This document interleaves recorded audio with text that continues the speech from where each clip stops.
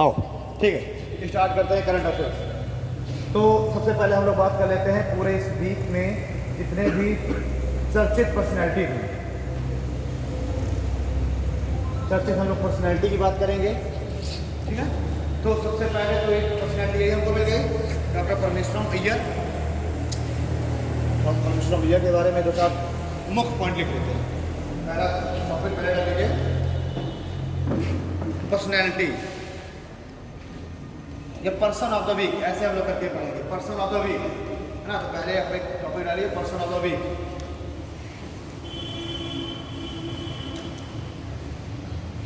Person of the week, person of the week में पहले सबसे पहला पॉइंट डालिए परमेश्वरम अय्यर। परमेश्वरम अय्यर, ठीक है, परमेश्वरम अय्यर।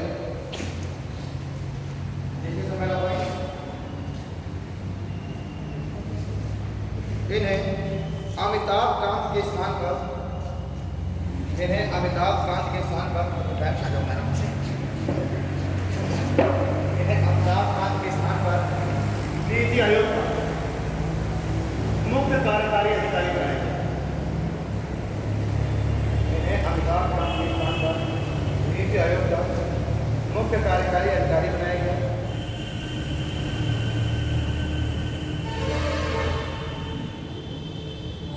ठीक है, आगे रखिए। इनका कार्यकाल अगले 2 वर्ष तक होगा। इनका कार्यकाल अगले 2 वर्ष तक होगा।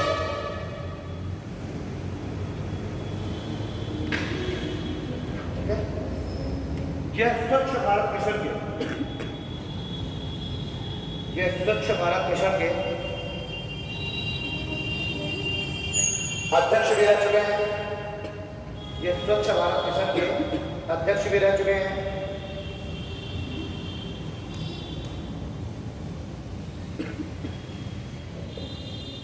अगला पॉइंट लिखिए, यह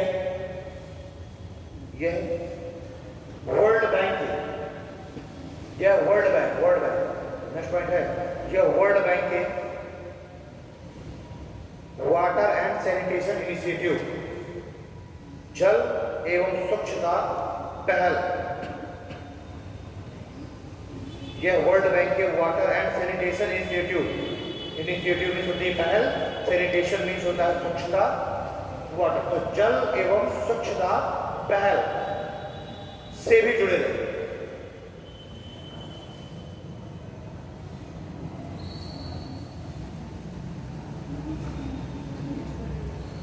ठीक है ना, चलिए, ये हो गया परमेश्वरम अय्यर।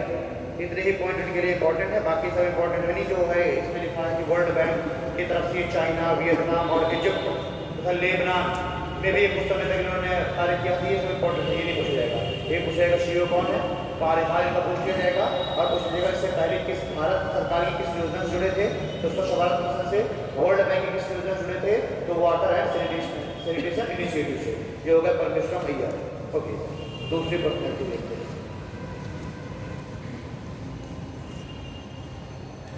यही अगर हम चर्चा कर ले तो हमारे हर हफ्ते का करंट यही कवर हो जाएगा।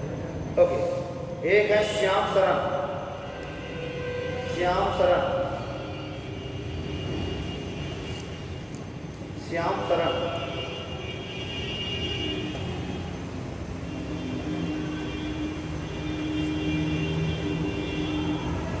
देखिए यह प्रधानमंत्री के, यह प्रधानमंत्री के nuclear affairs and climate change, ये प्रधानमंत्री न्यूक्लियर अफेयर्स मतलब जितना भी आपका जिसमें सुझाव वगैरह देना है ना, न्यूक्लियर डील से संबंधित, nuclear affairs and climate change सलाहकारी संस्था, nuclear affairs and climate change सलाहकारी संस्था के अध्यक्ष थे, के अध्यक्ष हैं,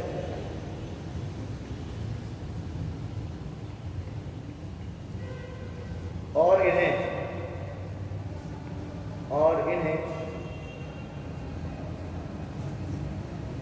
इंडियन इंटरनेशनल सेंटर का भी अध्यक्ष बनाया गया और इन्हें इंडिया इंटरनेशनल सेंटर का भी अध्यक्ष बनाया गया।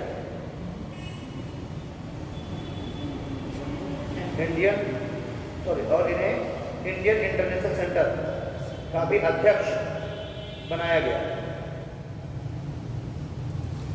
ठीक है, नेक्स्ट पॉइंट में लिखिए, ये 1970 बैच के IFS अधिकारी हैं।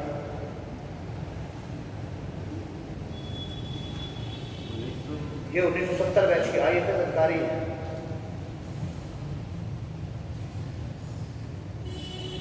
ठीक है, ये 1970 बैच के IFS अधिकारी हैं, इंडियन फॉरेन सर्विसेज के। अच्छा, भारत की तरफ से इनको म्यांमार, इंडोनेशिया और नेपाल का एम्बेसडर भी बना करके भेजा गया, राजदूत भी। ठीक है, ये इंपॉर्टेंट नहीं है। अगला इंपॉर्टेंट पॉइंट इनमें इन्होंने हाउ चाइना सीज इंडिया, इन्होंने हाउ चाइना सीज इंडिया, कैसे चाइना इंडिया को देखता है, हाउ चाइना सीज इंडिया नामक पुस्तक लिखी। हाउ चाइना सीज इंडिया नाम की पुस्तक लिखी। हाउ चाइना सीज इंडिया पुस्तक लिखी। ठीक है ना, अगला पॉइंट लिखिए। अच्छा, इनको सिविल सर्विसेज में इनको इनके अचीवमेंट्स के लिए इनको 2011 में पद्म भूषण पुरस्कार भी दिया गया है। तो ये भी लिख लीजिए इसमें, इन्हें 2011 में Padma Bhushan, third highest civilian award है पद्म भूषण, पता है ना। पहला कौन है? भारत रत्न, दूसरा पद्म विभूषण, तीसरा है पद्म भूषण, फिर पद्मश्री। तो थर्ड हाईएस्ट सिविलियन अवार्ड है।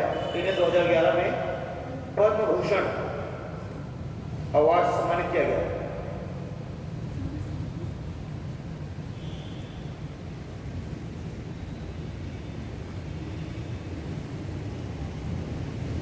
अच्छा, एक और इसमें अच्छा पॉइंट लिखा, इनको जो है 2019 जापान और भारत के बीच के संबंधों को सुदृढ़ करने के लिए, प्रगाढ़ करने के लिए एक अवार्ड दिया गया है जापान की गवर्नमेंट के द्वारा, है ना, जापान की गवर्नमेंट के द्वारा। और ये अवार्ड है order gold and silver star. ठीक है ना, he receive the spring order gold and silver star, ये अवार्ड है जो कि जापान की गवर्नमेंट के द्वारा दिया गया है। तो लिखिए, इस पॉइंट को भी लिख लीजिए। इन्हें order gold and silver star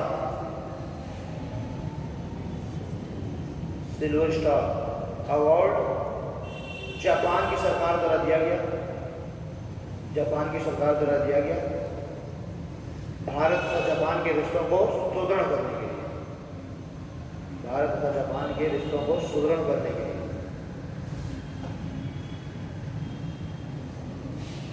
Bharat तथा जापान के रिश्तों को सुदृढ़ करने के लिए।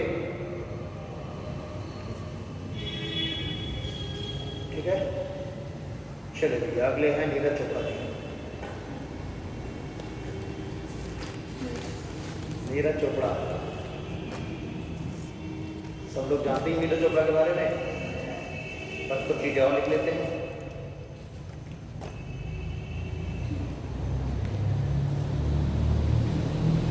ठीक है, नीरज चोपड़ा पहला पॉइंट है, इन्होंने टोक्यो ओलंपिक में, टोक्यो ओलंपिक्स 2021, टोक्यो ओलंपिक्स 2021 में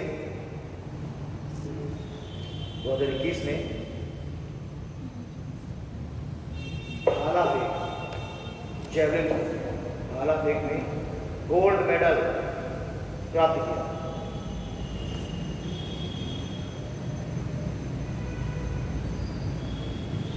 ठीक है,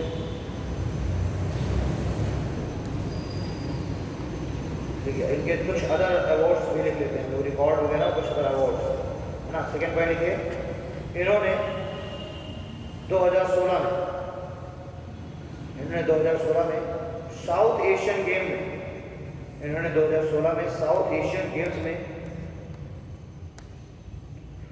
गोल्ड मेडल प्राप्त किया। साउथ एशियन गेम 2016 में साउथ एशियन गेम्स में गोल्ड मेडल प्राप्त किया।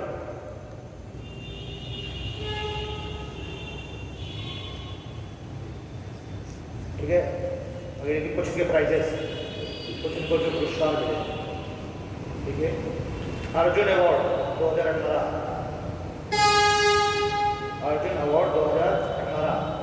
Major Dhyanchand Khel Ratna award. इसके बारे में क्वेश्चन ये मान के चलिए कि पूछे जरूर जाएंगे पूरे साल की, है ना। Arjun award 2018, major Dhyanchand Khel Ratna award 2021, India highest sports honour award है मेजर ध्यानचंद खेल रत्न अवार्ड 2021 में इनको मिला। परम विशिष्ट सेवा अवार्ड, परम विशिष्ट सेवा मेडल 2022 में मिला। परम विशिष्ट सेवा मेडल 2022 और पद्म श्री भी 2022। काफी सारे इनके अवार्ड्स हैं, ये अवार्ड पूछे आते हैं। तो परम विशिष्ट सेवा मेडल 2022 एंड पद्म श्री ये भी 2022, ठीक है। पद्म श्री भी 2022। ओके, अगले हैं अरविंद अडिगा। अरविंद अडिगा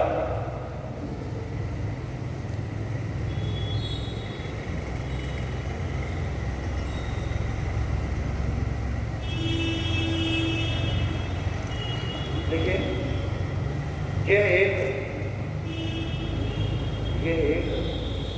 भारतीय राइटर, ये एक भारतीय इंग्लिश राइटर है। ये एक भारतीय इंग्लिश राइटर है।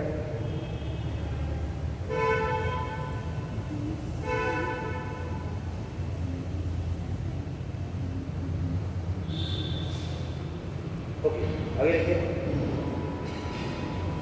इन्हें 2008 में इनकी नोवेल द व्हाइट टाइगर के लिए, इन्हें 2008 में इनकी नोवेल द व्हाइट टाइगर के लिए मैन बुकर प्राइज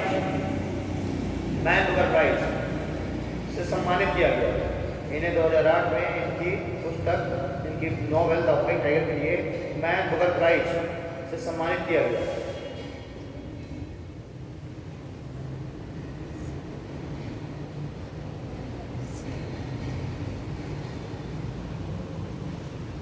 ओके,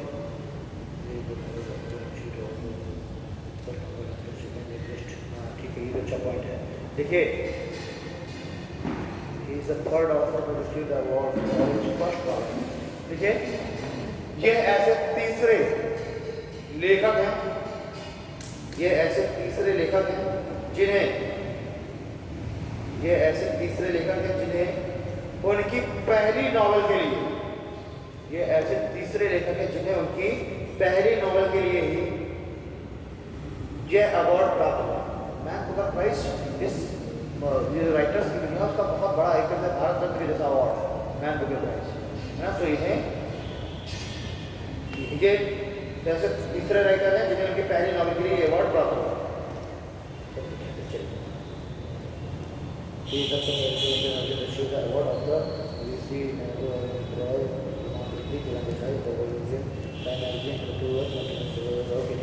देखिए,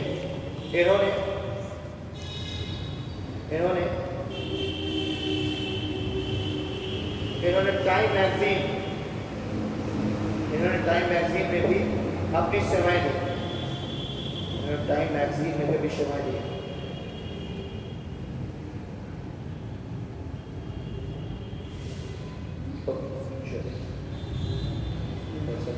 कौन है? Lord Canning.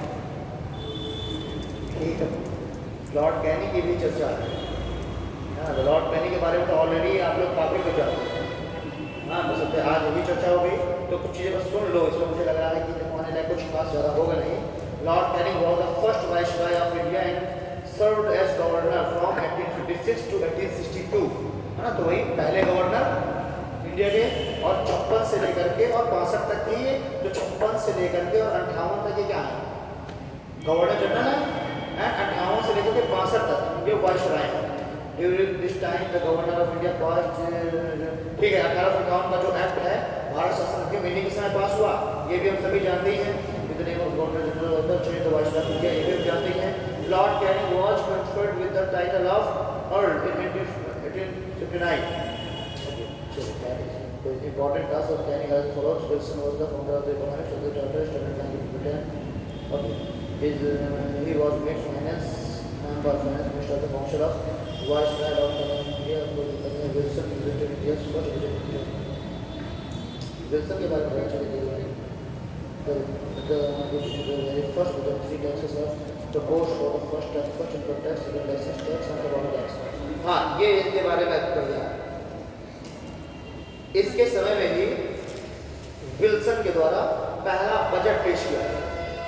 ठीक, और मैंने आप लोगों को 1892 में ही बताया भी कि भारतीयों को बजट में प्रश्न पूछने का भी अधिकार दिया गया था, बजट में प्रस्तुत होने का भी अधिकार दिया गया था, यानी कि बजट पास होने लग गया है ना। तो ये इसके बारे में बढ़िया पॉइंट है। लिपि के बारे में लॉर्ड कैनिंग, ठीक है, लॉर्ड कैनिंग एक पॉइंट वही लिख लो कि भारत के पहले वायसराय हैं, जानते हैं, फिर भी लिख लो ये भारत के पहले वायसराय हैं।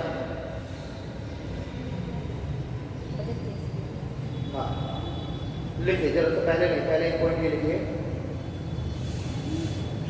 देखिए इनके द्वारा विल्सन को, इनके द्वारा Wilson Charles Wilson, Lord Wilson Charles Wilson, इनके द्वारा विल्सन को फाइनेंस मेंबर, एक तरह जो वित्त मंत्री होता है ना, तो इसके द्वारा, क्योंकि इस समय तक देखिए वायसराय की, अभी मैं आपको बताऊंगा कभी कि वायसराय की समय तक वायसराय की भी काउंसिल होने लगी, वायसराय की भी एक काउंसिल बन गई और एक काउंसिल भारत सचिव की भी है।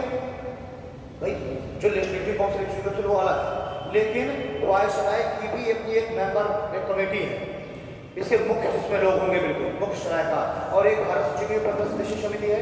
तो ये जो वायसराय की जो काउंसिल है, इस काउंसिल में इसने शामिल किया है इसको विल्सन। और जब 1909 आएगा, उस 1909 का जो एक्ट आएगा, उससे इस वायसराय की परिषद काउंसिल और जो कौन है भारत सचिव, उसकी भी काउंसिल में भारतीयों को शामिल किए जाने का प्रावधान किया जाएगा। क्या वायसराय की काउंसिल और सचिव की काउंसिल में भी भारतीयों को शामिल किया जाएगा। लेजिस्लेटिव काउंसिल और जो सेंट्रल असेंबली, इसमें तो भारत शामिल हो ही रहे हैं, लेकिन वायसराय की परिषद और इसमें भी शामिल किए जाने की बात की जाएगी, ठीक है। तो इस तरीके से भारतीयों को बढ़ाया जा रहा है। तो इसने जो कैनिंग है, कैनिंग का जो मंत्रिमंडल है, कैनिंग का जो मंत्रिमंडल है, जो उसके काम क्या है मंत्रिमंडल, उस मंत्रिमंडल से शामिल किया है विल्सन को, जो कि फाइनेंस मिनिस्टर है, फाइनेंस मेंबर है। ओके, तो इस पॉइंट को लिख देते हैं। इसके द्वारा अपने मंत्रिमंडल में विल्सन को फाइनेंस मेंबर या फाइनेंस मिनिस्टर के रूप में शामिल किया गया, फाइनेंस मिनिस्टर के रूप में शामिल किया गया।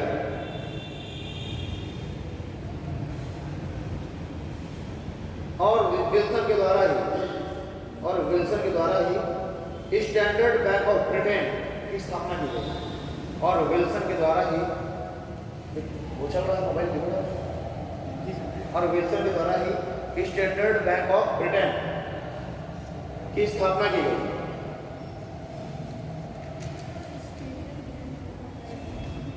ठीक है, इसके द्वारा ही स्टैंडर्ड बैंक ऑफ ब्रिटेन की स्थापना की गई। अगला पॉइंट लिखिए, फरवरी 1860 में विल्सन के द्वारा, फरवरी 1860 में विल्सन के द्वारा ही पहला बजट प्रस्तुत किया गया। फरवरी 1860 में विल्सन के द्वारा ही पहला बजट प्रस्तुत किया गया, और इस पहले बजट में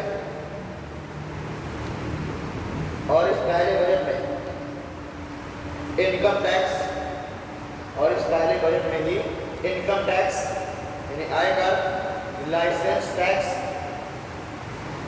यानी पंजीकरण कर, और टोबैको टैक्स तंबाकू कर, और इस पहले बजट में ही इनकम टैक्स, लाइसेंस टैक्स और टोबैको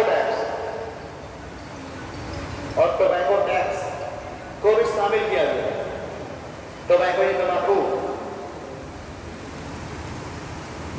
ओके, को शामिल किया गया। एक और बहुत इंपॉर्टेंट पॉइंट और आ गया, देखिए इसके द्वारा ही लॉर्ड कैनिंग की बात चल रही है, लॉर्ड कैनिंग के द्वारा ही बॉम्बे, कलकत्ता और मद्रास में, लॉर्ड कैनिंग के द्वारा ही बॉम्बे, कलकत्ता और मद्रास में हाई कोर्ट की स्थापना की गई। कब की गई थी? 1861 में की गई। हाँ, एक तो 1861 का जो एक्ट है उसी के तहत ही 62 में स्थापना की गई है बॉम्बे, कलकत्ता और मद्रास हाई कोर्ट की। सुप्रीम कोर्ट की स्थापना हो चुकी है, लेकिन सुप्रीम कोर्ट का कार्यभार इतना ज्यादा था वर्कलोड। और दूसरी बात वो कहाँ पर है? ईस्ट इंडिया में है। तो जो waste India, north India, south India के जो लोग हैं उनको जाना तो बड़ी समस्या की बात है। तो अब सुप्रीम कोर्ट के कार्यभार को कम करने के लिए ही बॉम्बे, मद्रास और कलकत्ता में हाई कोर्ट की स्थापना कर दी गई, ताकि सुप्रीम कोर्ट का जो वर्कलोड है वो कम हो जाए। फिर उसके बाद मध्य भारत जो है, तो मध्य भारत में वर्कलोड, मध्य भारत के जो लोग हैं उत्तर भारत के ये भी जा रहे हैं, या तो जाएंगे मुंबई तो भी दूर, मद्रास जाए तो भी दूर, कलकत्ता जाए तो भी दूर। तो अब हम देखेंगे कि 1865 में इलाहाबाद हाई कोर्ट की स्थापना कर दी जाएगी, ठीक है ना। तो ये अच्छा पॉइंट है इसके लिए। देखिए इसके समय ही 1861 के द्वारा मद्रास, बॉम्बे और कलकत्ता में हाई कोर्ट की स्थापना की गई। इसके समय में ही 1861 के द्वारा मद्रास, कलकत्ता एवं बॉम्बे में हाई कोर्ट की स्थापना की गई।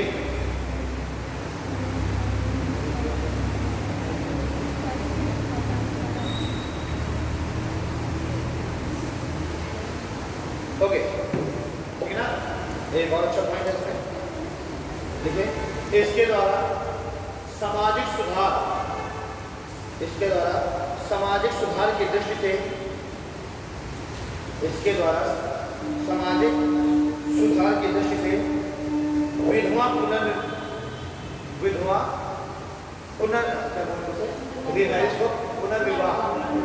इसके द्वारा ही सामाजिक सुधार की दृष्टि से विधवा पुनर्विवाह कानून 1856, विधवा पुनर्विवाह कानून 1856 पास किया गया, ठीक है। तो हमने इसके समय सोशल रिफॉर्म देख लिया। अगर हमें कोई इसके समय की हिस्टोरिकल घटना देखनी है तो हम कौन से देखेंगे? इसके समय की हिस्टोरिकल घटना 1857 का रिवॉल्ट, जितना जिसको लिख लो एक पॉइंट। इसके समय की ही ऐतिहासिक घटना 1857 का विद्रोह है। इसके समय की ही ऐतिहासिक घटना 1857 का विद्रोह है। इसके समय की ऐतिहासिक घटना 1857 का विद्रोह।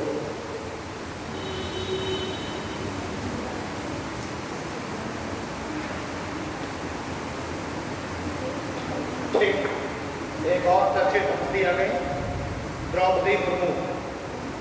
द्रौपदी मुर्मू है ना, तो अब इनके बारे में कुछ चीजें लिख लेते हैं द्रौपदी मुर्मू के बारे में।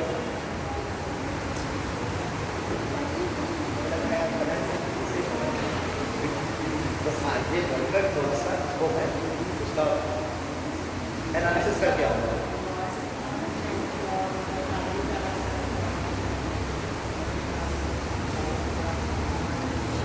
ये लगता है कि कौन प्रोजेक्टर लेके आया प्रोजेक्टर डेट से और प्रोजेक्टर लगा के ये लगता है कौन इंस्टॉल करे। और सबसे आसान है, देखो ऑनलाइन पढ़ा सबसे आसान है, बढ़िया प्रोजेक्टर लगाओ डिस्कशन करते जाओ। लेकिन मजा नहीं आता, प्रोजेक्टर तो सब रखा है लेकिन पढ़ाते मार करे मजा नहीं आती, फील नहीं आता। तो अगली पर्सनैलिटी है द्रौपदी मुर्मू। ओके, द्रौपदी मुर्मू आप सभी लोग जानते हैं, बीजेपी के द्वारा एनडीए उम्मीदवार, ठीक है ना। शेड्यूल राइट संबंधित है, ओडिशा की राज्यपाल बनती है, झारखंड की रेजिडेंट है और ओडिशा के भी वर्तमान भी मतलब ना नहीं, ओडिशा की झारखंड की राज्यपाल ओडिशा की है। चलिए ओके, द्रौपदी मुर्मू के बारे में लिखो कुछ पॉइंट्स। देखिए इनका जन्म जून 1857 में, इनका जन्म जून 1858 में, आवाज आ रही नहीं आ रही? जून 1857 में, ओ सॉरी 1952,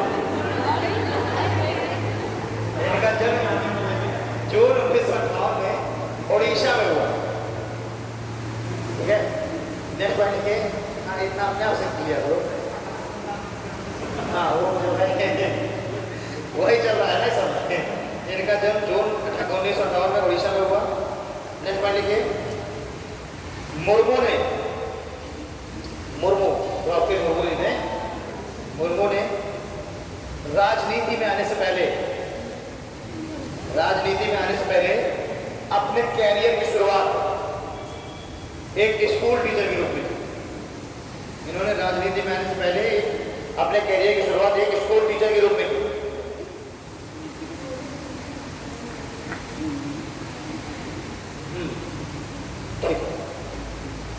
अगला पॉइंट लिखें, यह सन 2000 से लेकर 2004 तक, इस सन 2000 से लेकर 2004 तक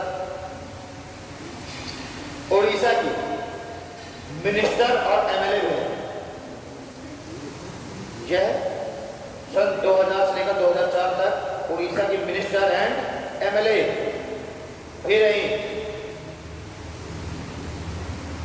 उड़ीसा की मिनिस्टर, उड़ीसा सरकार में, राज्य सरकार में मिनिस्टर भी थी और एमएलए भी थी। नेक्स्ट पॉइंट देखिए, काफी इंपॉर्टेंट है ये वाला पॉइंट। यह झारखंड की पहली महिला राज्यपाल, she was the first women governor of Jharkhand. यह झारखंड की पहली महिला राज्यपाल थी।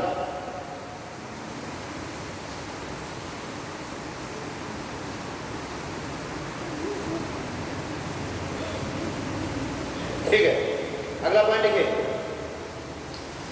यह बीजेपी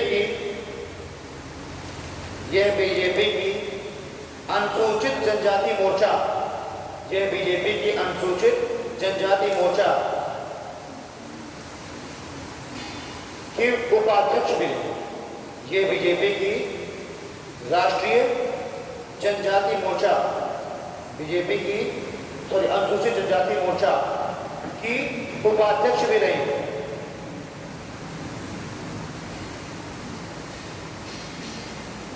ठीक,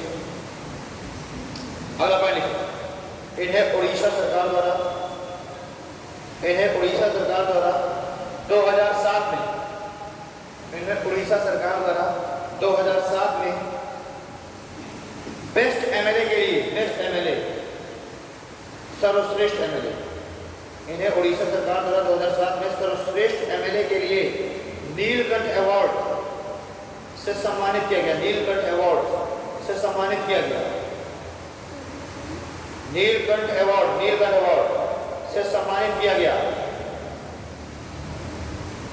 इन्हें उड़ीसा सरकार द्वारा 2007 में सर्वश्रेष्ठ एमएलए के लिए नीलकंठ अवार्ड से सम्मानित किया गया। और बस एक पॉइंट और लिख लेना कि ये वर्तमान में एनडीए की तरफ से राष्ट्रपति पद के उम्मीदवार, ये वर्तमान में एनडीए की तरफ से राष्ट्रपति पद के उम्मीदवार।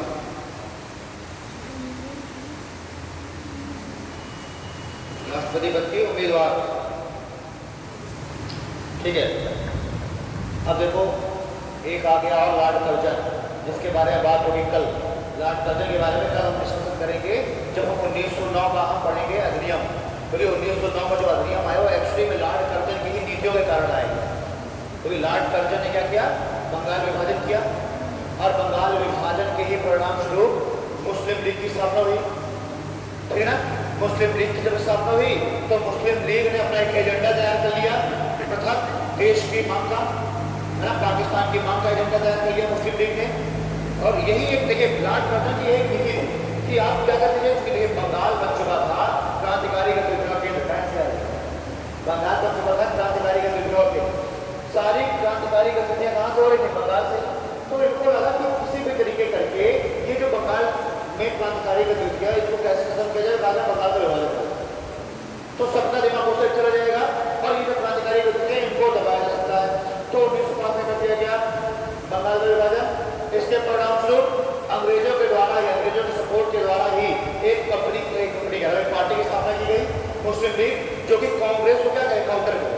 मैंने अभी वो क्या बताया कि कांग्रेस की स्थापना की गई सेफ्टी वॉल के रूप में, लेकिन कांग्रेस बन के बसमत हो, इनके ही विरुद्ध में काम करने लग गई। तो अब उस कांग्रेस अब केवल एक क्या अखिल भारतीय पार्टी है, एक सेंट्रल पार्टी है, केवल एक वही। तो एक उसको ही काउंटर करने के लिए एक और केंद्रीय पार्टी की आवश्यकता थी। और ऐसी केंद्रीय पार्टी कौन बना दी गई, मुस्लिम लीग। तो मुस्लिम लीग अपना कौन सा एजेंडा लेके चल गई, पृथक पाकिस्तान, पृथक देश की मांग। और जब ये एजेंडा बहुत बढ़ गया तो 1909 में आ गया पार्लियामेंटो सुधार। ठीक, और पार्लियामेंटो सुधार के दौरान कांग्रेस अगेंस्ट है पाकिस्तान के मांग को लेकर के मुस्लिम लीग के हमें पाकिस्तान चाहिए। तो अब आया 1959 पार्लियामेंट सुधार, उस पार्लियामेंट सुधार से ये हुआ सुधार में पार्लियामेंटों में कि आप पृथक देश को मान लीजिए नहीं हो सकता, नहीं किया जा रहा, लेकिन एक तरीके से जो भारतीय हैं और भारतीयों के बीच की जो गैप है, जो खाई है, वो बढ़ाने का काम कर दिया गया पार्लियामेंट सुधार।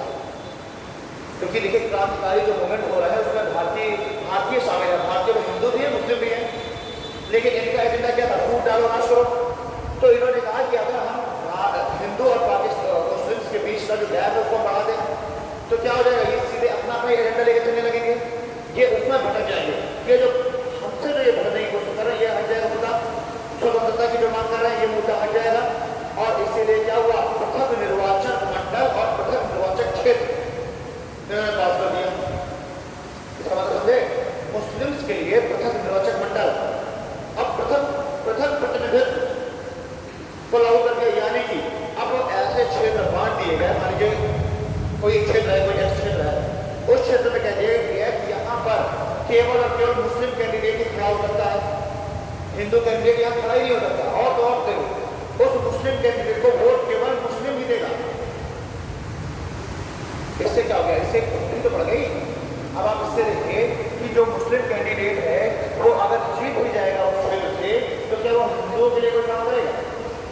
नहीं करेगा। क्यों? क्योंकि उसको पता है कि मेरा वोट बैंक तो है ही नहीं, वो सिर्फ उसको संतुष्ट करेगा, मुस्लिम को। तो ये पृथक निर्वाचन क्षेत्र हो गया कि कोई एक क्षेत्र केवल यहाँ पर मुस्लिम कैंडिडेट ही खड़ा हो सकता है, हिंदू कैंडिडेट कभी खड़ा ही नहीं होगा। और उसको वोट भी कौन देगी? केवल मुस्लिम जनता ही देगी, हिंदू देगी नहीं वोट।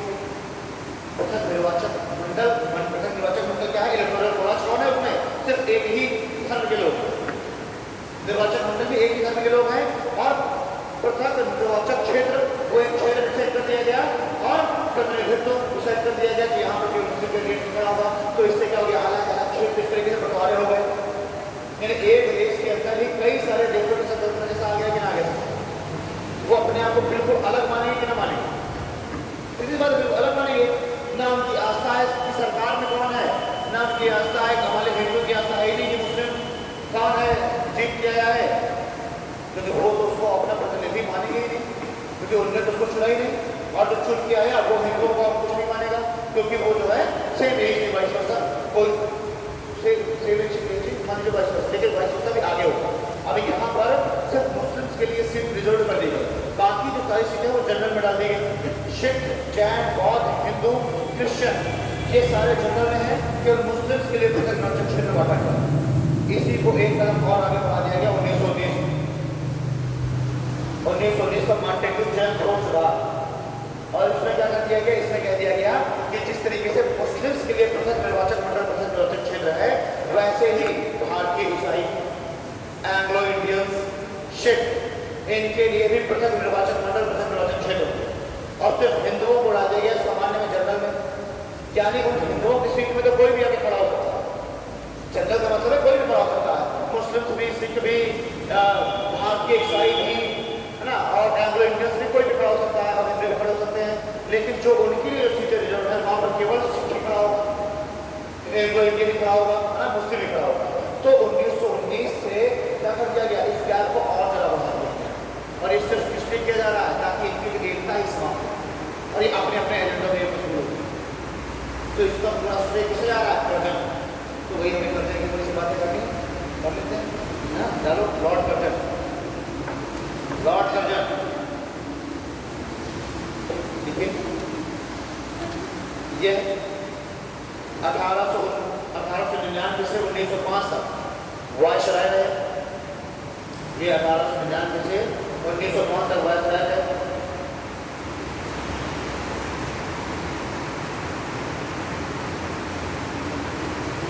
लिखिए, सेकंड पॉइंट लिखिए, 1902 में लॉर्ड फ्रेजर, 1902 में लॉर्ड फ्रेजर, फ्रेजर 1909 में लॉर्ड फ्रेजर, फ्रेजर ज्यादा याद है, एक्चुअली इसका नाम है सर एंड्रयू फ्रेजर, लेकिन फ्रेजर ज्यादा याद है।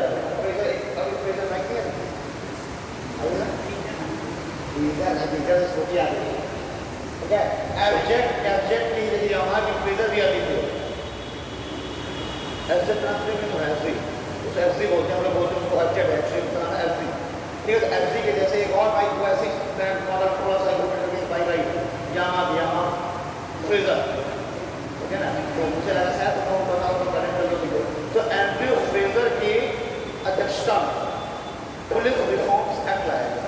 ठीक है, 1902 में फ्रेजर की अध्यक्षता में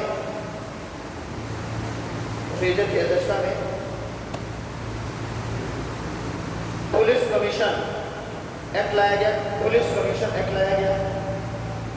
पुलिस कमीशन लाया गया, जिसके आधार पर पुलिस रिफॉर्म किए गए। पुलिस में सुधार किए गए, जिसके आधार पर पुलिस रिफॉर्म किए गए।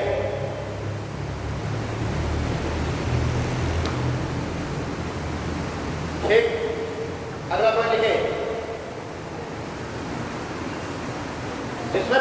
इसके द्वारा पुलिस में सुधार किए गए।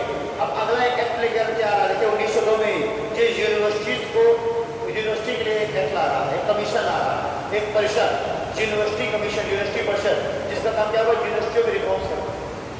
ठीक, जो विश्वविद्यालय का गठन, विश्वविद्यालय का क्या करना, उनका रिफॉर्म्स करना।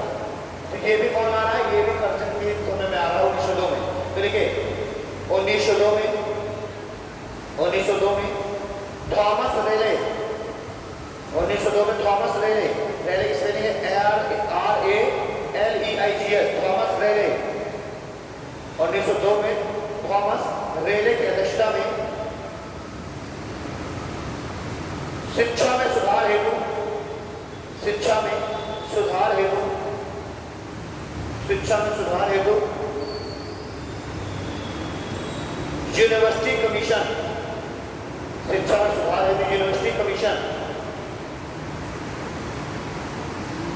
यूनिवर्सिटी कमीशन का गठन किया गया।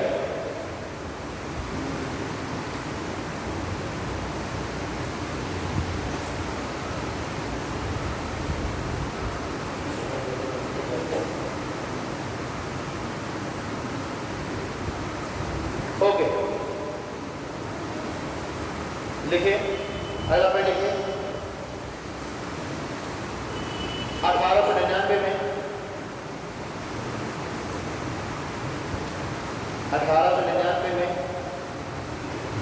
English typing and later printing act, 1999 में English typing and later printing act पास किया गया।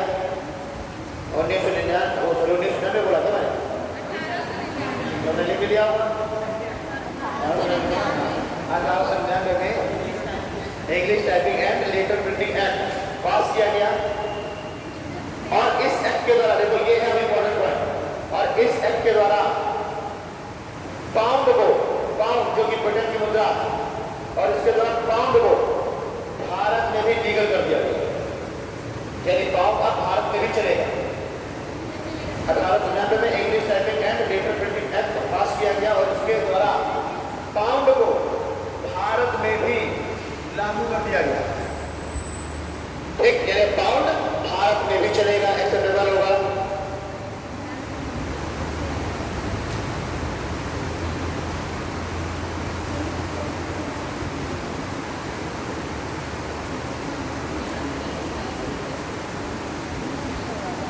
ओके, अगला पॉइंट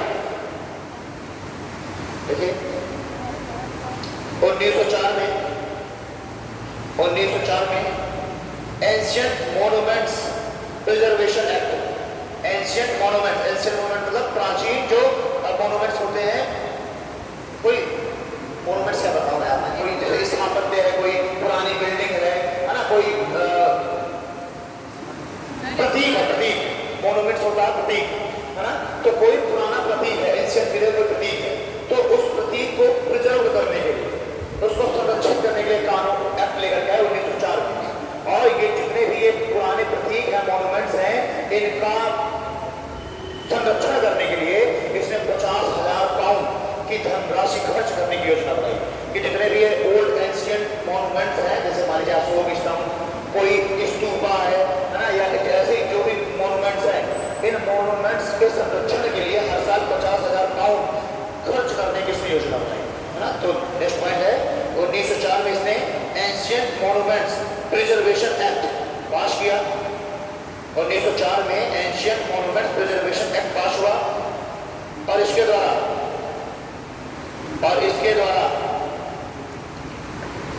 ऐतिहासिक इमारतों तथा प्रतीकों के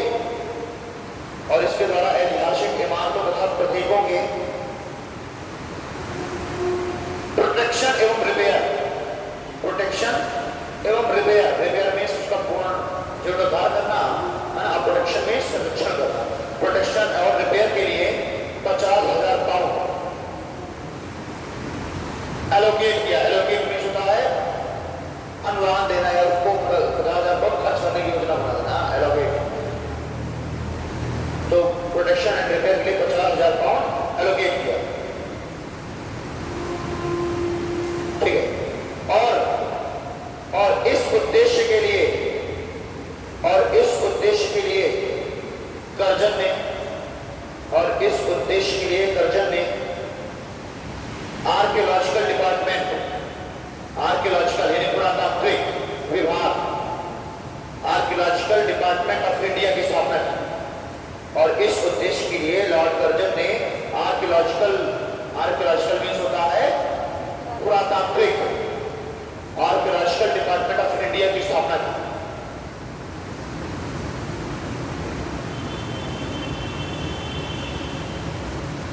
ओके, देखिए लॉर्ड कर्जन ने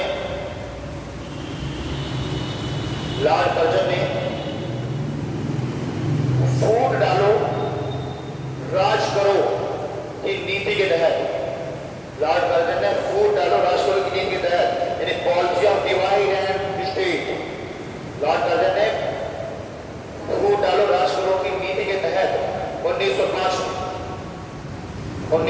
में बंगाल का विभाजन किया।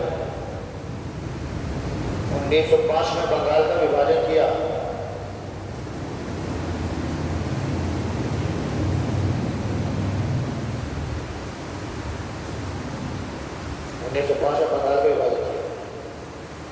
ठीक, और लास्ट पर्सनैलिटी लिख लेते हैं लॉर्ड इरविन। यानी तीनों जो आज हमने पढ़े तीनों ही भारतीय राजनीति और संविधान की दृष्टि से तीनों इंपॉर्टेंट है। मॉडर्न हिस्ट्री की दृष्टि से तीनों इंपॉर्टेंट है ना। लॉर्ड इरविन कब से कब तक है? 1926 से 1931 इन्हीं के साथ हुआ ना गांधी इरविन समझौता।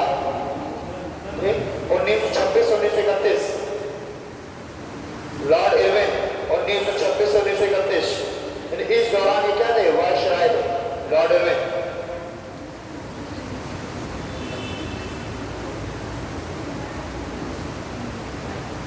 लिखिए 5 मार्च 1931 को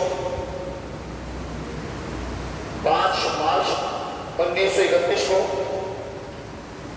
लॉर्ड इरविन और गांधी के बीच महात्मा गांधी 5 मार्च 1931 को लॉर्ड इरविन और महात्मा गांधी के बीच एक समझौता हुआ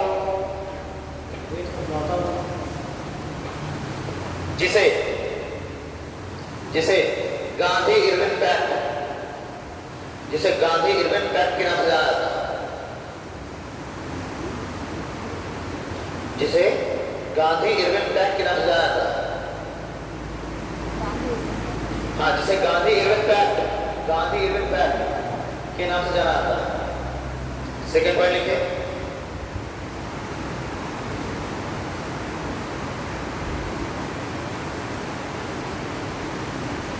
हाँ, सिविल डिसओबीडियंस मूवमेंट की हिंदी नहीं आती थी, याद आ गई सविनय अवज्ञा आंदोलन। तो लिखिए सविनय अवज्ञा आंदोलन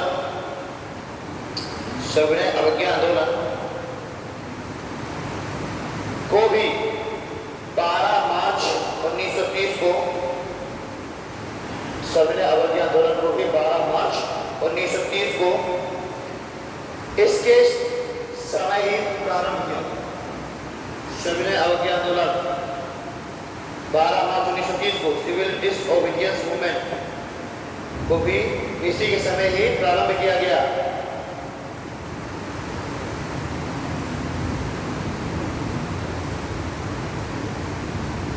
ओके, एक और अच्छा इंपॉर्टेंट पॉइंट है। देखिए 1929 में 1929 में लाहौर षड्यंत्र, 1929 में लाहौर षड्यंत्र तथा 1929 में लाहौर षड्यंत्र तथा भारतीय क्रांतिकारी जतिन दास, भारतीय क्रांतिकारी जतिन दास की 64 दिन की भूख हड़ताल के बाद जेल में मृत्यु तथा भारतीय क्रांतिकारी जतिन दास की 64 दिन के भूख हड़ताल के पश्चात जेल में मृत्यु इसी के समय हुई, इसी के समय हुई।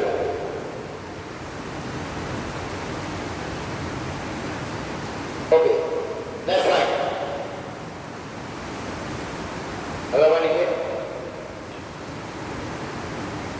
7 मार्च नमक सत्याग्रह, नमक सत्याग्रह या दांडी मार्च, नमक सत्याग्रह या दांडी मार्च भी, दांडी मार्च भी इसी के समय हुई।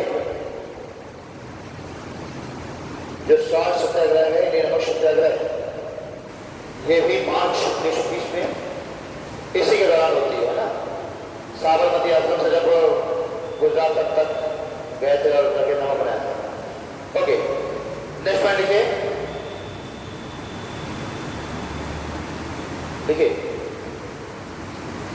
7 सितंबर 1931 से 7 सितंबर 1931 से 1 दिसंबर 1931 तक, 7 सितंबर 1931 से 1 दिसंबर 1931 तक सेकेंड गोलमेज सम्मेलन, द्वितीय गोलमेज सम्मेलन, सेकेंड राउंड टेबल कॉन्फ्रेंस, 7 सितंबर 1931 से 1 दिसंबर 1931 तक चलने वाली सेकेंड राउंड टेबल कॉन्फ्रेंस यानी द्वितीय गोलमेज सम्मेलन,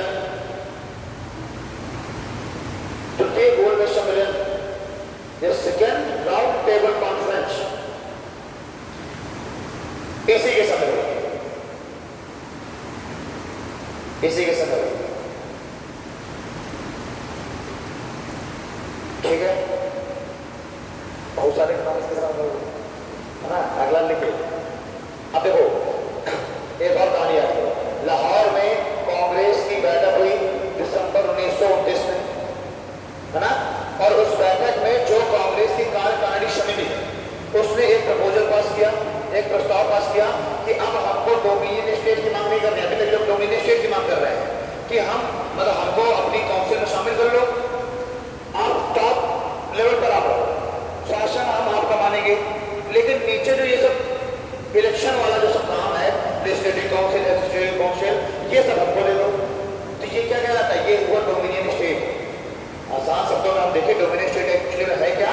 डोमिनियन स्टेट का मतलब है कि जो हायर अथॉरिटी यानी कि जो मुख्य जो पद है जैसे राष्ट्रपति, उस पद पर कौन हो? ब्रिटिश क्राउन हो।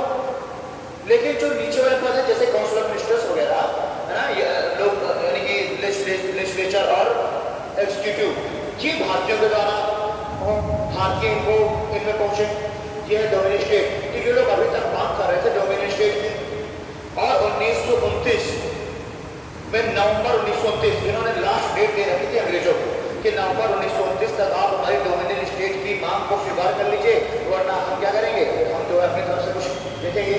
और जब नवंबर 1929 तक ये मांग स्वीकार नहीं हुई डोमिनियन स्टेट की, तो दिसंबर 1929 में, क्योंकि हर साल दिसंबर में ही होती है कांग्रेस की बैठक, वार्षिक बैठक कांग्रेस की होती है दिसंबर में। बीच बीच में जो आप देखते हैं मार्च में हो गई, अप्रैल में हो गई, वो विशेष बैठक होती है, लेकिन वो तो होगी अप्रैल या मार्च में, लेकिन दिसंबर वाली फिर होगी। तो आप अगर आप देखेंगे सारी, अगर आप बैठ के देखेंगे कांग्रेस के लिए बहुत सारी बैठ के मार्च अप्रैल में हुई है, लेकिन वो विशेष छत्र बुलाए गए हैं, विशेष बैठकें हुई हैं। तो अब जब दिसंबर 1929 में लाहौर में कांग्रेस कार्यकारिणी समिति की बैठक हुई, तो उसमें एक प्रस्ताव पास किया गया कि अब हमको डोमिनियन स्टेट नहीं मांग नहीं करनी है, अब हमको चाहिए पूर्ण स्वराज, इसी पूर्ण स्वराज को के ये मतलब ये जो प्रपोजल है इसको एक्सेप्ट कर लिया गया उसमें दिसंबर 1938 में लाहौर की बैठक में, और 26 जनवरी 1930 को रावी नदी के तट पर इन्होंने कर दिया, करा दिया और स्वतंत्रता दिवस सेलिब्रेट कर लिया। 26 जनवरी 1930 को स्वतंत्रता दिवस सेलिब्रेट कर लिया, और इससे पहले स्वराज्य का प्रपोजल ये लोग स्वीकार कर चुके थे। तो ये भी किसके समय में हो रहा है? इरविन के समय। ये भी लिख लीजिए। इसके कार्यकाल में ही जवाहरलाल नेहरू की अध्यक्षता में पूर्ण स्वराज, जवाहरलाल नेहरू की अध्यक्षता में पूर्ण स्वराज का प्रस्ताव घोषित किया गया। पूर्ण स्वराज का प्रस्ताव घोषित किया गया।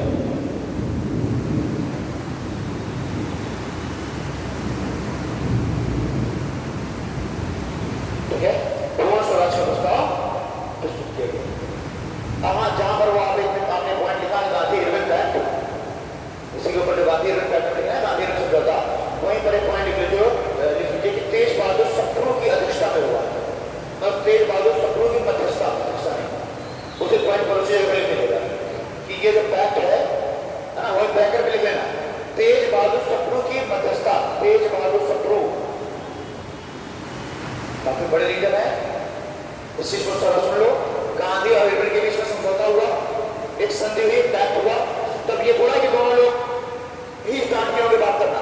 तेज बहादुर सप्रू ने मध्यस्थता की, गांधी से ये बात की, इरविन को भी कन्विंस किया, दोनों को कन्विंस करके दोनों को एक मंच पर लेकर के आने का काम किसका था? तेज बहादुर सप्रू को। तो अच्छा पॉइंट है, इस चीज को बताओ, मैंने भी इस चीज को ध्यान दिया था ना इसमें। तो तेज बहादुर सप्रू ने ही गांधी इरविन पैक्ट में मध्यस्थता की है। अच्छा पॉइंट, इसको मेंशन कर लो।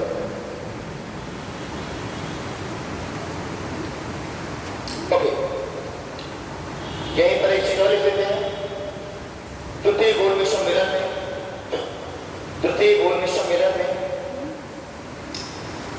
गांधी जी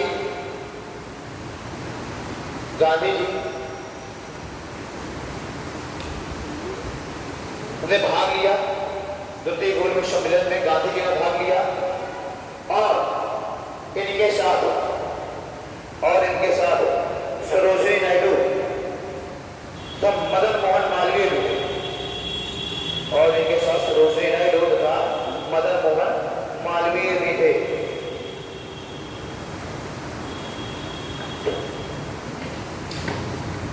ठीक है, 3 हमने वायसराय पॉइंट देख लिए, 3 भारत की पर्सनैलिटी पॉइंट देखी है ना। वायसराय इसमें Lord Irwin, Curzon and Canning, ठीक है ना।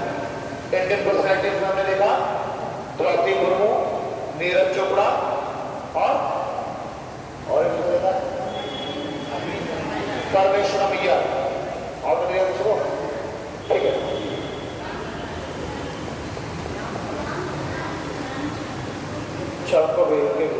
आराम से साथ जो है पर्सनैलिटीज को चर्चा कर ली। ओके, नेक्स्ट टॉपिक हम लोग लिखते हैं, टॉपिक ऑफ द डे। बारिश हो रही, कहाँ जाएंगे, है ना। मेरी भी 11 बजे से क्लास है, ठीक है, बारिश हो रही, बैठने दो। तो ये तो हो गई पर्सनैलिटी, है ना, पूरे वीक की। Person of the day, person of the week हो गया। अब दूसरा हमारा है टॉपिक ऑफ द वीक।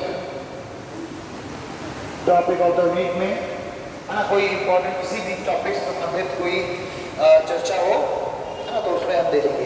तो देखिए, आज ही जो आपको पीडीएफ मिली है उसमें जो टॉपिक ऑफ द डे है, हम तो टॉपिक ऑफ द वीक पढ़ेंगे ना, हम डे थोड़ा पढ़ेंगे।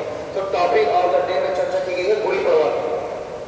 गुड़ी पड़वा फेस्टिवल है, महाराष्ट्र फेस्टिवल है ना। तो इस गुड़ी पड़वा की चर्चा की गई। तो गुड़ी पड़वा के बारे में देख लेते हैं कि ये इसी दिन से चैत्र महीने की स्टार्टिंग होती है, और जो हिंदू जो नववर्ष है उसकी जो शुरुआत है वो भी इसी दिन से होती है, गुड़ी पड़वा से, ठीक है ना। तो थोड़ा उसके बारे में देख लेते हैं कि आंध्र प्रदेश में इसको किस नाम से जानते हैं, गुड़ी पड़वा का क्या महत्व है, क्या है गुड़ी पड़वा, क्या हो गया, ठीक है। करें टॉपिक ऑफ द डे। तो टॉपिक ऑफ द डे पहले लिखे गुड़ी पड़वा, एक फेस्टिवल है, महाराष्ट्र फेस्टिवल गुड़ी पड़वा।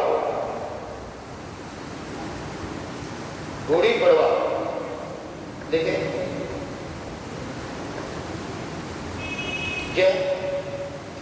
ये एक मराठी त्योहार है, ये एक मराठी त्योहार का इस दिन से, ये एक मराठी त्योहार है तथा यह चैत्र के पहले दिन तथा ये चैत्र महीने के पहले दिन मनाया जाता है। ये एक मराठी त्योहार है तथा इसे चैत्र महीने के पहले दिन मनाया जाता है। इसे चैत्र महीने के पहले दिन मनाया जाता है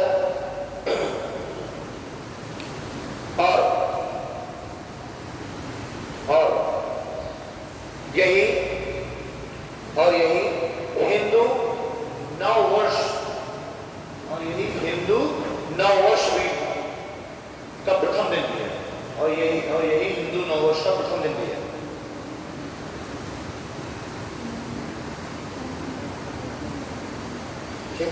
और यही हिंदू नववर्ष का पहला दिन भी है। अगला पॉइंट लिखे, क्या हो गया? हिंदू नववर्ष का फर्स्ट डे गुड़ी पड़वा, चैत्र महीने, चैत्र आता अप्रैल, मिडिल मंथ बोलते हैं। वो जो हिंदू कैलेंडर के अनुसार जो मंथ है वो चैत्र नहीं है कि 15 मार्च से स्टार्ट होगी, 20 मार्च से स्टार्ट होगी, हिंदू कैलेंडर के अनुसार है। तो लगभग ये मान के चलिए कि सेकेंड लास्ट वीक मार्च या लास्ट वीक से स्टार्ट होता है चैत्र महीना, है ना। मोस्टली अप्रैल जो है उसको चैत्र महीने में, अरे उसकी वो नवरात्रि में स्टार्ट होती है चैत्र वाली, याद करो कि अप्रैल में तो स्टार्टिंग होती है उसकी, वही मार्च एंड से लेकर के अप्रैल, मिडिल अप्रैल तक चैत्र मंथ है। तो मैंने कहा कि हिंदी में महीनों के नाम याद कर लेना। किसको याद है? मेरी एक फ्रेंड थी प्रियंका सिंह, है ना, तो उसका SBI PO सिर्फ किसी क्वेश्चन से मैं इंटरव्यू निकाला, SBI PO का इंटरव्यू। अब खैर अब तो वो मंडी समिति में वो है, क्या कहते हैं, प्रबंधक, है ना, आर्यवर्त बैंक में रही, फिर मंडी समिति में समय है प्रबंधक है, तो ज़्यादा बेस्ट है मिल गया उसको। बट फिर भी वो SBI PO उसने पहुंची हो और उससे इंटरव्यू में यही क्वेश्चन किया गया था कि हिंदी मतलब जो हिंदू कैलेंडर के अनुसार आप बताइए कि महीनों के नाम। तो उसको तो 3-4 याद थे, सावन और भाद्रपद और ये सब। तो उसका इस क्वेश्चन की वजह से केवल रिजेक्ट किया, क्या कहा, रिजेक्ट किया था कि बाकी सब ठीक है, स्कोर आपका अच्छा ठीक है, लेकिन आपको अपने कैलेंडर्स के मत के नाम याद नहीं है तो ठीक है। तो केवल एक क्वेश्चन की वजह से, तो इसलिए इन सब चीज़ों को पढ़ते चलते। वो बीजेपी के गवर्नमेंट है तो कुछ भी हो सकता है, कभी भी हो सकता है। मैंने तो ये भी कहा था कि वो जो प्रस्तावना में हमारा वो हिंदी जो डेट दी हुई है उसको भी याद रख लेना कि संविधान कब से लागू किया गया था, वो भी याद रख लो, कभी भी घटना हो सकती है, ठीक है। और हिंदू कैलेंडर में मत के नाम याद रख लो, ठीक है। तो जिसको याद हो वो सुनाते हैं एक बार। किसी को याद है हिंदू कैलेंडर के अनुसार मत के नाम? मैं सुना रहा हूँ,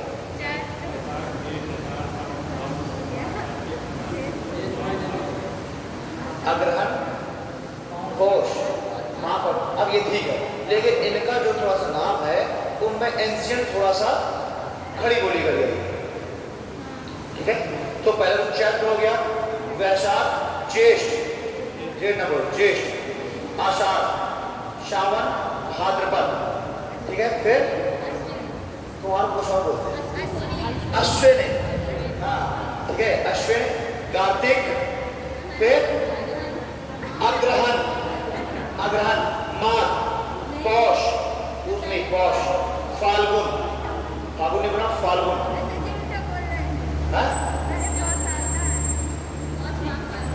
क्या चीज?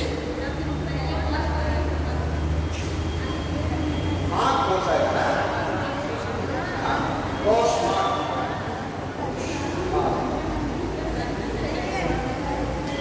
ठीक है।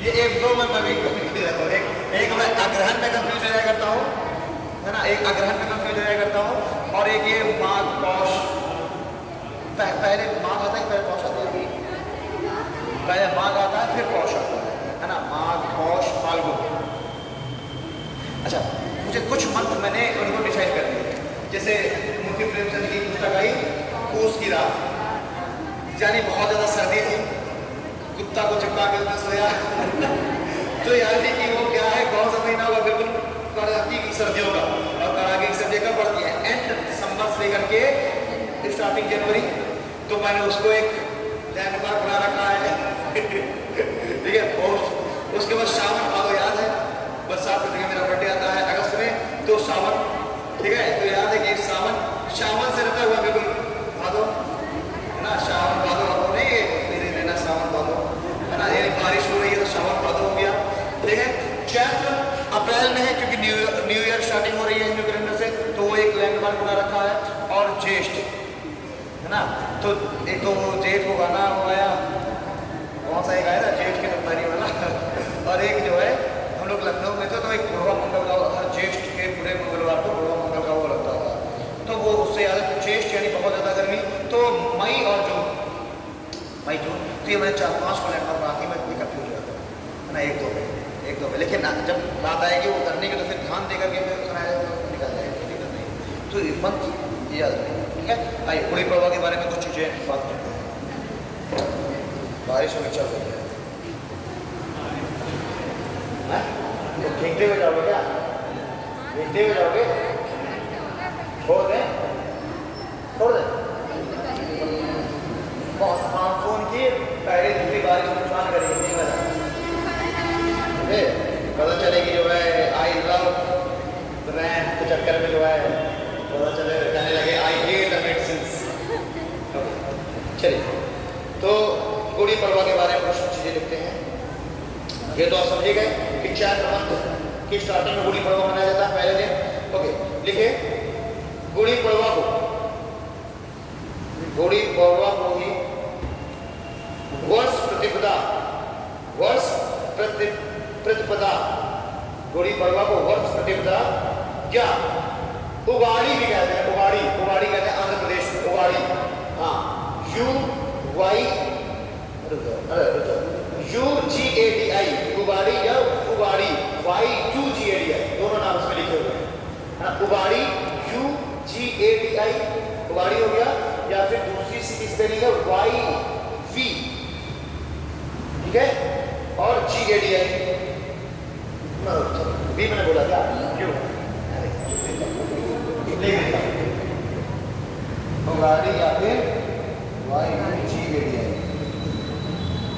तो गुड़ी पड़वा को इन नामों से भी जानते हैं, उगाड़ी या उगाड़ी, ठीक, या वर्ष प्रतिपदा, ठीक है। नेक्स्ट लिखिए आंध्र प्रदेश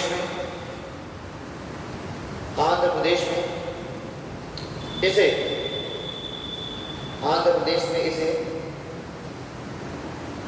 उगाड़ी, आंध्र प्रदेश में इसे उगाड़ी कहा जाता है, आंध्र प्रदेश में से उगाड़ी कहा जाता है।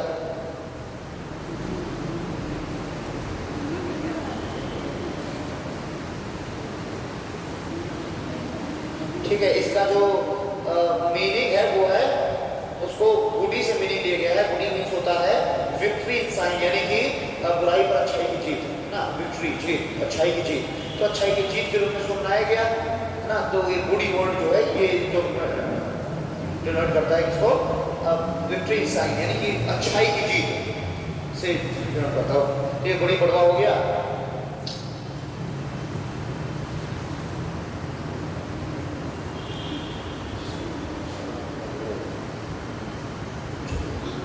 टॉपिक ऑफ द डे, दूसरा टॉपिक देखते हैं। दूसरा टॉपिक में है G20 ग्रुप 20 ना। तो भाई आज का टॉपिक हमको मिल गया गुड़ी पड़वा के बारे में। कल जो टॉपिक आपको मिला था वो था G20 के बारे में। तो डाल दो G20 क्या है, ग्रुप 20। अच्छा क्वेश्चन है, इकोनॉमिक्स भी से हमारा कवर हो जाएगा, इंटरनेशनल रिलेशन भी हमारे से कवर हो जाएगा, और आपका करंट तो कवर हो ही रहा है, ठीक है ना। तो ये तीनों चीजों से रिलेट करेगा G20 से। क्या फॉर्म क्या है, ग्रुप 20, यानी 20 देशों का क्या है, ग्रुप है, ठीक है। चलिए, तो ग्रुप 20 में ministers and central bank governors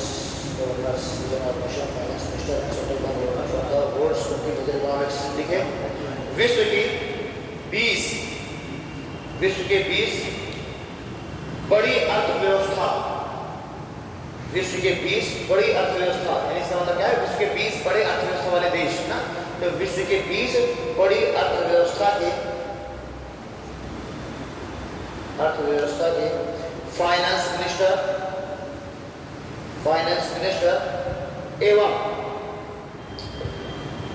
minister एवं केंद्रीय बैंक के गवर्नरों, केंद्रीय बैंक के गवर्नर्स की एक संस्था, विश्व के 20 बड़ी अर्थव्यवस्थाओं के फाइनेंस मिनिस्टर एवं केंद्रीय बैंक के गवर्नरों की एक संस्था, संस्था ऑर्गेनाइजेशन।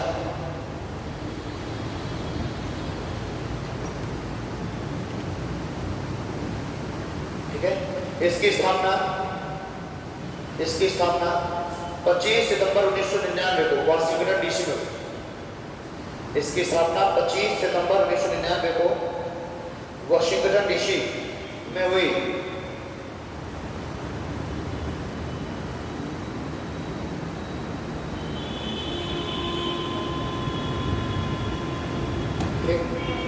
अब इसमें जो देश हैं G20 ग्रुप्स में तो 19 तो देश हैं अलग अलग, और एक है यूरोपीय यूनियन।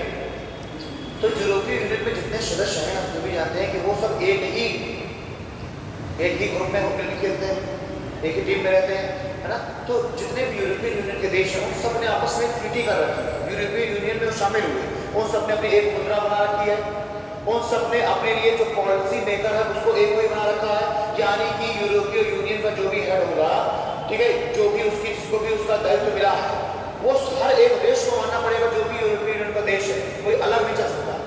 जो उनके बीच में क्या हो चुकी है, एक म्यूचुअल अंडरस्टैंडिंग, एक म्यूचुअल जो है ट्रीटी हो रखी है। आप अगर यूरोपीय यूनियन के किसी भी देश में आप एंटर करते हैं, आपको यूरोप का वीजा लेना होता है, ना कि आपको जर्मनी का, ना कि आपको स्विट्जरलैंड का, ना कि आपको बेल्जियम का।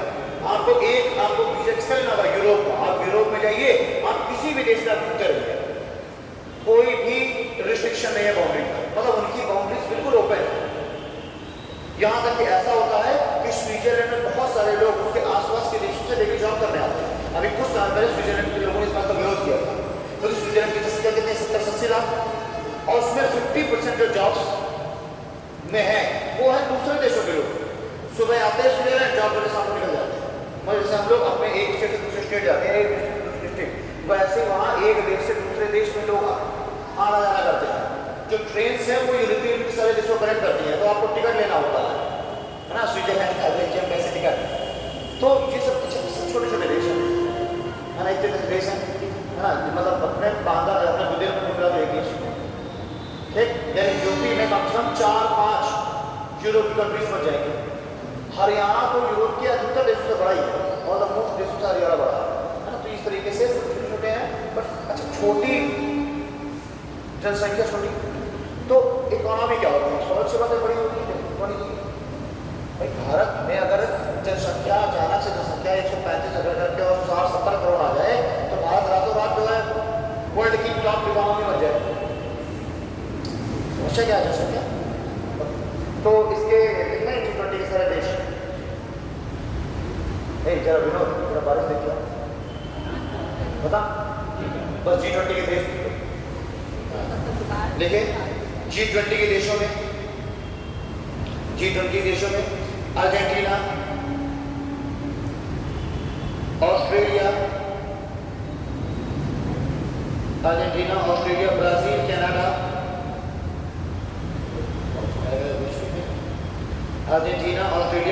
Canada, China, France, Germany, India, Indonesia, Italy,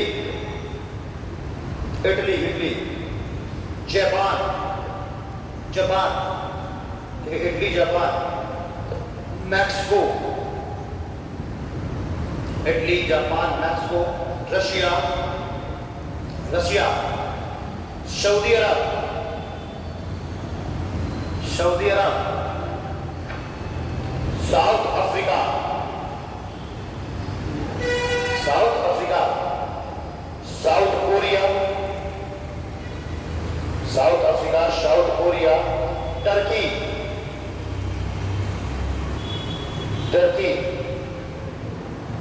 UK, Turkey, UK, USA